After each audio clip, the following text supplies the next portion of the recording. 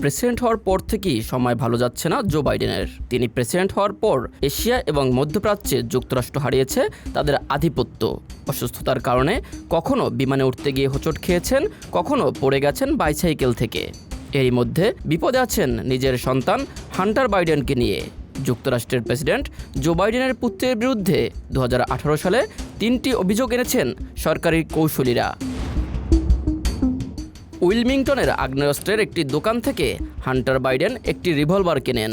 আগ্নেয়াস্ত্রটি কেনার সময় তিনি মাদকাসক্ত থাকায় ফেডারেল কাগজপত্রে নিজের মিথ্যা তথ্য দিয়েছিলেন। তিনি মাদকাসক্ত ছিলেন, গোপন করেছিলেন সে কথাও। এই ঘটনায় হান্টার বাইডেনের বিরুদ্ধে 3টি অভিযোগ আনা হয়েছে। এক সপ্তাহ ধরে বিচার কাজ চলার পর গতকাল 54 বছর বয়সী হান্টার বাইডেনকে দোষী সাব্যস্ত করেন 12 সদস্য বিশিষ্ট জুরি বোর্ড। হান্টার হলেন প্রথম কোনো ক্ষমতাসীন মার্কিন প্রেসিডেন্টের সন্তান যিনি ফৌজদারি মামলায় বিচারের মুখোমুখি হয়েছেন।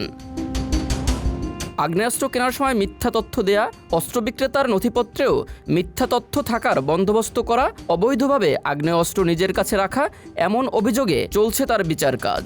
আগামী 20 দিনের মধ্যে হান্টার বাইডেনের বিরুদ্ধে সাজা ঘোষণা করা হবে। 25 বছরের কারাদণ্ড হতে পারে হান্টারের। এটাই শেষ নয়, $14 লাখ কর ফাঁকির অভিযোগে আগামী সেপ্টেম্বরে ক্যালিফোর্নিয়ায়ও বিচারের মুখোমুখি হতে পারেন হান্টার। ওই মামলায় দোষী সাব্যস্ত হলে 17 বছরের কারাদণ্ড হতে পারে হান্টারের। মার্কিন প্রেসিডেন্ট জো বাইডেন বলেছেন, আগ্নেয়াস্ত্র মামলায় ছেলে হান্টারকে দোষী সাব্যস্ত করে জুরি বোর্ডের দেওয়া সিদ্ধান্তের প্রতি তিনি শ্রদ্ধা বজায় রাখবেন। হান্টার দোষী সাব্যস্ত হলে তিনি তার ক্ষমতা বলে ছেলের সাজা মওকুফ করে দেবেন না বলেও জানান বাইডেন।